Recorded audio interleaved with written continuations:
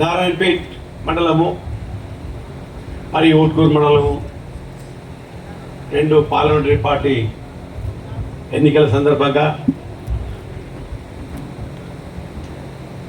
ముఖ్య కార్యకర్తల సమావేశానికి అధ్యక్షత వహించిన తొలి తెలంగాణ శాసనసభ్యులు ప్రస్తుత జిల్లా అధ్యక్షులు శ్రీ రాజేందర్ రెడ్డి గారు, అదేవిధంగా ముఖ్య అతిథిగా వచ్చేసిన అదేవిధంగా క్షమించాలి దేవరగద్ర తొలి శాసనసభ్యులు సోదరులు ఆల వెంకటేష్ రెడ్డి గారు, అదేవిధంగా స్పోర్ట్స్ మాజీ చైర్మన్ వెంకటేశ్వర రెడ్డి గారు, మహబూబ్ జిల్లాకు ఇప్పటి వరకు కనీసం ఒక 10 ఉద్యోగాల కేంద్ర ప్రభుత్వం నుంచి వచ్చినాయి. ఒక 10 ఆలోచన చేసుకోండి. అదేవిధంగా ఈరోజు దాదాపు 12 లక్షల కోట్ల రూపాయలు ఈరోజు ఎక్కొట్టి మోసం చేసిపోయిన పారిపోయిన దొంగలకు ఈరోజు బ్యాంకులో సబ్సిడీ ఇవ్వడం జరిగింది, వాళ్ళ లోన్ మాఫీ చేయడం జరిగింది. కానీ మన రైతుల గురించి ఒక్కరోజు అలా పట్టుకున్నారా? ఆలోచన చేయండి. అందుకొరగా నేను చెప్తున్నా కదా, ఎందుకొరకంటే టైం మించిపోయింది.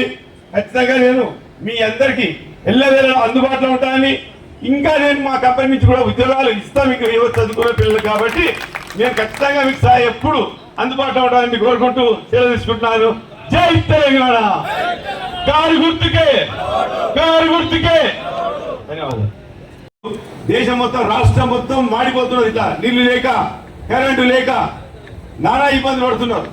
ఈ ఒక్క విషయం కూడా చెప్తానే, మీరు అనుకుంటున్నచ్చు ఈరోజు ఎంపీ గారు మాట్లాడిచ్చాడు కాదు, మేము ఢిల్లీలో ఏం మాట్లాడినాము, ఏం సంగతి, మా 9 మంది ఎంపీలము పార్లమెంట్లో మాట్లాడిన సమస్యలు ఎన్నో ఉన్నాయి.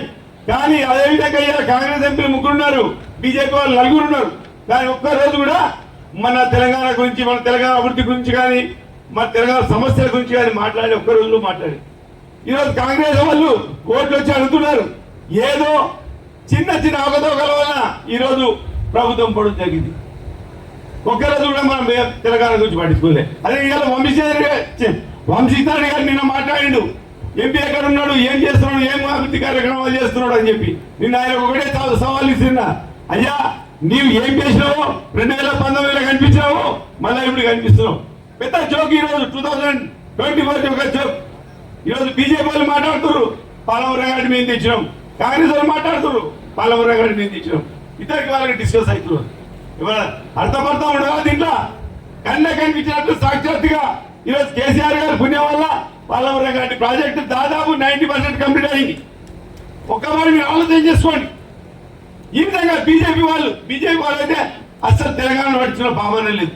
ఈయన ఉన్న ఆంధ్రప్రదేశ్ కు ప్రాజెక్టులకు జాతీయ హోదా ఇవ్వడం జరిగింది, అదేవిధంగా కర్ణాటక ఇవ్వడం జరిగింది. మనం ఏం బాగా పనిచేసినాం.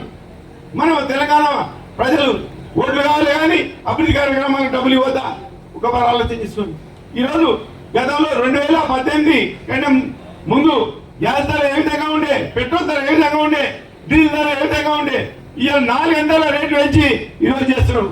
మరి ఈరోజు ఎలక్షన్ వచ్చాయి కాబట్టి 100 రూపాయలు గ్యాస్ ధర తగ్గించారు, 20 రూపాయలు ఎంత రోజు డీజిల్ ధర తగ్గించారు, పెట్రోల్ ధర తగ్గించారు. ఇటువంటి మోసమిత హామీలు ఇచ్చి ఈరోజు అధికారంలోకి రావడానికి ఆలోచన చేస్తున్నారు. అదేవిధంగా మన రైతులు పండించిన పంటను, అయ్యా మేము అయితే కేసీఆర్ గారు చేసిన అభివృద్ధి కార్యక్రమాల వల్ల ఈరోజు 60 లక్షల మెట్రిక్ టన్నులో ఉండే స్థానాన్ని ఇలా 3 కోట్ల మెట్రిక్ టన్నుల స్థానాన్ని తెచ్చిన మన ముఖ్యమంత్రి గారి యొక్క ఘనత. అయ్యా మాకు తెలంగాణలో ఇటువంటి పంటలు అంటున్నాయి అంటే వాళ్ళు అంటున్నారు, మీ దేశంలోని అద్భుతాలు చేస్తున్నా, మీ ఏ విధంగా పడతాయి పంటలని. అయ్యా మీరు వచ్చి చూసుకో. ఒక పని మా ముఖ్యమంత్రి గారు కూడా చెప్పిండు, అయ్యా మీకు హెలికాప్టర్ సహకారం ఇస్తామో మొత్తం మా రాష్ట్రం మొత్తం కూడా తిరగండి, ఏ విధంగా పంటలు పడుతుంది, ఏం సంగతి అనేది. ఇటువంటి పరిస్థితుల్లో కూడా ఎఫ్సిఐ కూడా చేసి మేమందరం అడిగినాం, మా పంటలు కొనాలి చేయాలని చెప్పి. కాదు మీకు మేము నూకల బియ్యం ఓట్లు మేము మంచి అయితేనే కొంటాం. మరి నూకల బియ్యం పండించిన రైతుల ఓట్లు కావాలి, మా మంచి బియ్యం పండించే ఓట్లు కావాలి. ఇటువంటి దౌర్భాగ్యమైన పరిస్థితి. బియ్యం మాత్రం కొనము కానీ ఓట్లు మాత్రం కావాలి. ఇటువంటి దౌర్భాగ్యమైన పరిస్థితుల్లో కూడా ఈరోజు అదేవిధంగా ఇలా బీజేపీ ప్రభుత్వం ఏం చెప్పింది, 2 సంవత్సరానికి 2 కోట్ల ఉద్యోగాలు ఇస్తారని చెప్పింది. ఇప్పటి వరకు దాదాపు 20 కోట్ల ఉద్యోగాలు ఇవ్వాలి. అంటే కేసీఆర్ గారు చేసిన ఫలితాలు మనం ఈరోజు అనుభవిస్తున్నామా లేదా, గతంలో ఏ విధంగా ఉంటుండే మన తెలంగాణ పరిస్థితి, ఇప్పుడు ఏ విధంగా ఉన్నది అని ఒక బాగా ఆలోచన చేసుకోవాలి.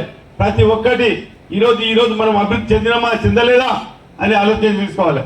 ఈరోజు ఏదైతే 2019లో కేసీఆర్ గారు నన్ను ఎంపీగా సెలెక్ట్ చేయడము, అదేవిధంగా ఏదైతే మా శాసనసభ్యులు తొలి శాసనసభ్యులు తెలంగాణ వారందరూ నాకు సపోర్ట్ చేసి నన్ను ప్రతిపాదించి నా వెంబడి నుండి ఎంపీగా గెలిపించి, ఈరోజు కొన్ని అనివార్య కారణాల వల్ల తప్పులు జరగవచ్చు, చిన్న చిన్న తప్పులు, కానీ ఒక్కసారి ఆలోచన చేసుకోండి. వీళ్ళందరూ కాన్స్టిట్యున్సీలో ఏ విధంగా ఉన్నారు మీకు, అదే ఇప్పుడు గెలిచిన వాళ్ళు మీకు కళ్ళకు కూడా కనిపిస్తలేరు. దాన్ని దృష్టిలో పెట్టుకొని ఈరోజు మళ్ళీ నన్ను వాళ్ళు ఎంపీగా మీరు ఉండండి ప్రతిపాదించిన సందర్భంలో ఈ కేసీఆర్ గారు ఈరోజు ఓడిపోయిన విషయంలో కూడా నేను మళ్ళీ మనం మోసం చేయొద్దు, మళ్ళీ కేసీఆర్ గారు ఏపటి ఉండాలి, మంచి సమయంలో వచ్చి ఈరోజు కష్ట పరిస్థితుల్లో ఓడము మనది భావ్యం కాదు అనే ఉద్దేశంతో ఈరోజు మళ్ళీ నేను వీళ్ళు ఓడినా నేను ఖచ్చితంగా మళ్ళీ కేసీఆర్ గారి తరఫున వీళ్ళందరి తరఫున మళ్ళీ ఈరోజు కాంటెస్ట్ చేస్తున్నా.